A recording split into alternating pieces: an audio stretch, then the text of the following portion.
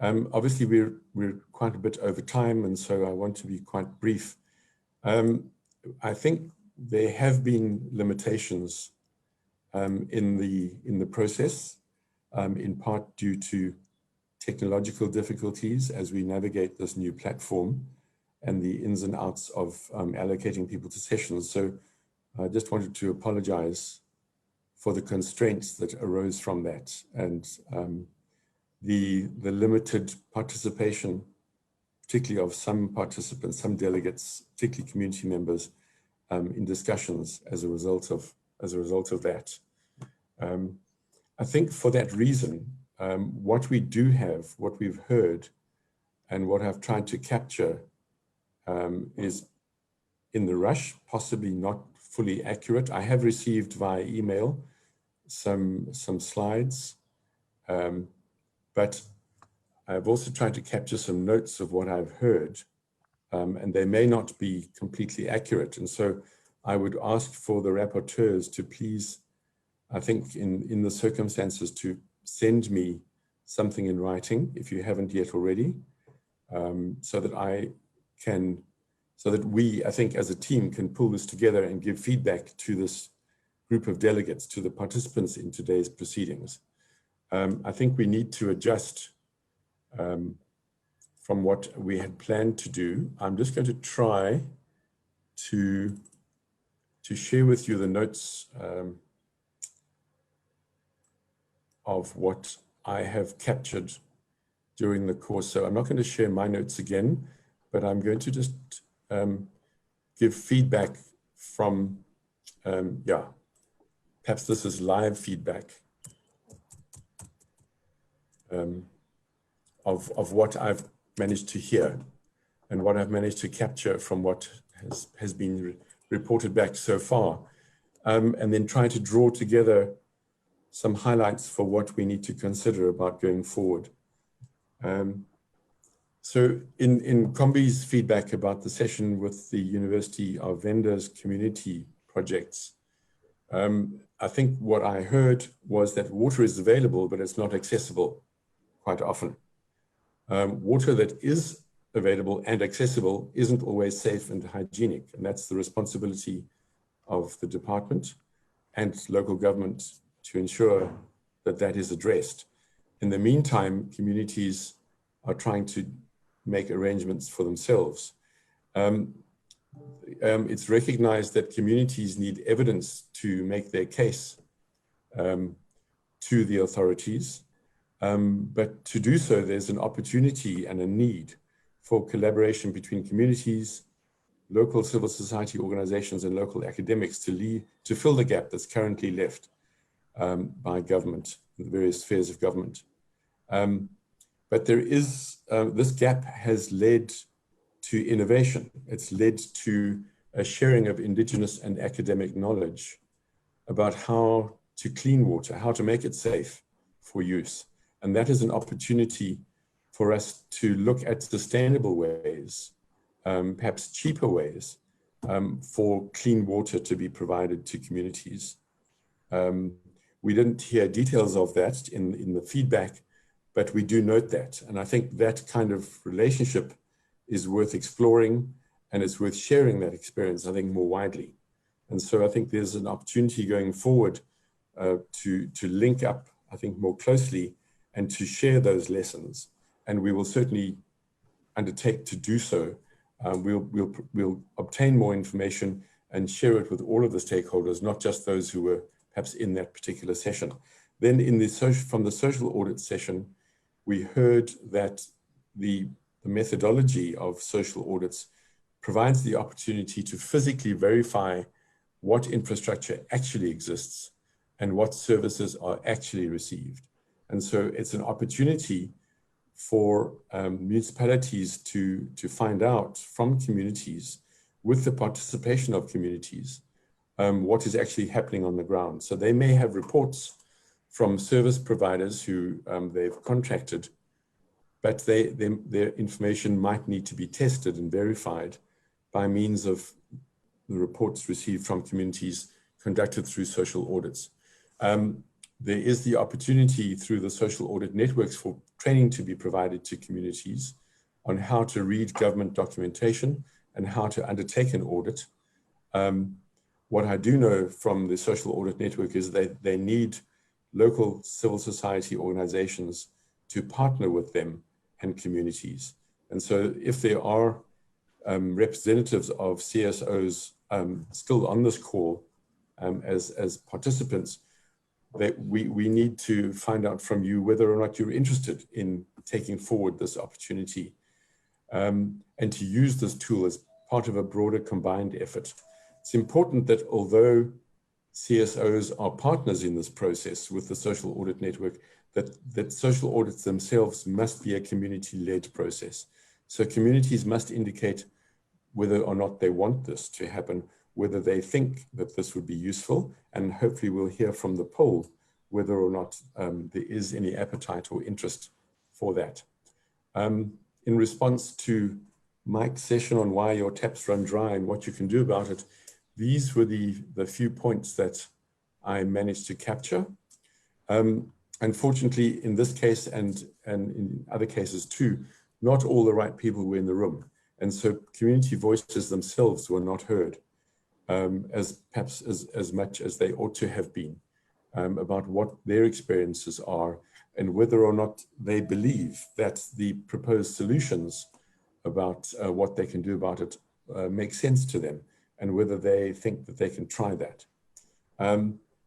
There was reference to local government, commissioning or contracting with consultants or private companies to install infrastructure, but then no water comes from the taps. So what can communities do about that? Are there mechanisms, for example, in local government where communities can report faults? Do they get a response from their local government? Do they have any faith that their local authority will respond if they do report a fault? How long does it take for the local authority to report back? And I'm just talking now from other knowledge rather than from what came out of this particular session. Some of the concern that we heard expressed by the rapporteur, Thobeka, was that municipalities don't always employ the right people, qualified people, to install the infrastructure. And so what is done is not always up to scratch. And so it's not able to deliver water. Even if the infrastructure is there, perhaps there's something at fault with it. And so it doesn't deliver water. So there might be a number of different blockages, as we might put it, to water actually arriving at the taps, whether they are, standpipes in yards or in people's homes. We don't know that, but we do need to find out what is the source of the problem. Where does the blockage lie? And I think social audits might be one way in which we can find out with evidence what is the source of the problem and why is this life-giving substance of water not reaching people. There was a final, I think, message that I heard coming out is that there's a need to take responsibility, that the authorities who are responsible for delivering this need to take accountability for helping to identify and resolve these blockages. Communities can report these problems. They can do what is in their power to report the problems to authorities, but authorities need to then step up and take action to ensure that they take steps to resolve these blockages, that they find out what the problem is and that they promptly resolve those problems. And that they don't simply, through poor project management, for example, pay contractors before the local authority is satisfied that in fact the service provider has provided and done the work and provided the infrastructure, working infrastructure that delivers what is required. Then just moving on to the business feedback.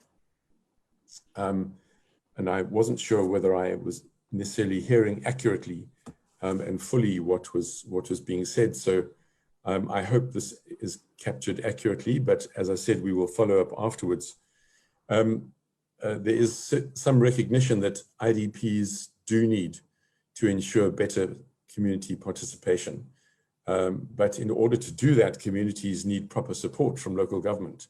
So there perhaps is need for information, there's need for understanding and training from local government to communities about how they participate, what are the opportunities for communication and participation, but then also are communities encouraged to participate? Do they believe that their participation will make a difference? Will their voices be heard? And I think perhaps business can provide a role of interlocutor here to make sure that local government hears those voices. The alternative is that business plays the role of service provider, perhaps through the model that was mentioned by the Water Research Commission. It can be very local business, franchised, owned and operated by local businesses, or perhaps communities end up doing this for themselves because they cannot afford the water that's provided by business. The point was made, I think, that business pays rates to contribute to the municipal infrastructure grants. Does that money reach the right part of government? And does it come back to local government so that infrastructure, in fact, is provided? The Department of Mining and Mineral Resources and Energy needs to ensure, as the regulator, equitable water provision to mines and communities. There was talk about agro-processing. There's enough land to ensure that agro-processing can happen at economically viable scale, but that land needs access to water. Sorry, I'm just going to take a break to see, I can't do that without stopping sharing. So I'm going to ask the chair just to let me know if there's, I think a comment coming in, might be directed at me, but I can't access it without stopping sharing. So I'll ask the chair just to give us feedback once I'm done, and I will be shortly. There's need for some farms that have been restored to their original owners, but the operations on those farms are collapsing due to inadequate support. Tourism also needs access to water. But proper planning is needed in order to boost that sector of the economy, which has the potential to employ more people. But proper planning is necessary to ensure that tourism projects will have water in time, so that when they're ready to go to market, they have water to supply their clients and run their operations. There's also business recognized a need for them and others to have a better understanding of the multidimensional nature of poverty and the impact of water bypassing communities to supply big business, for example, whether it be mines, whether it can be commercial farms, or whether it be other forms of business.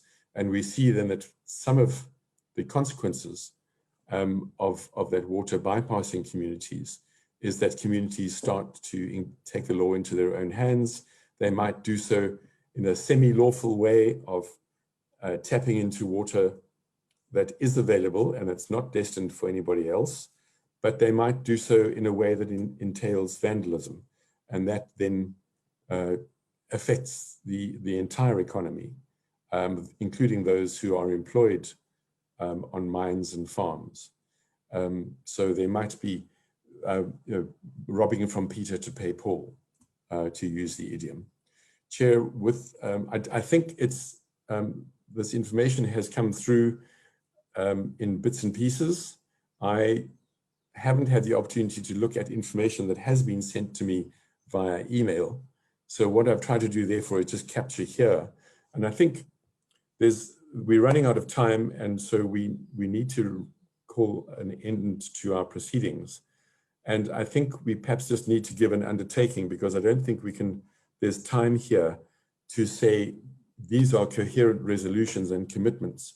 But I would say that between the HSRC and the NFDI and our respective chairs and presenters, we will make sure that we draw together accurate information and we come up with proposals of draft resolutions that we will seek to run by you and seek your input and your feedback.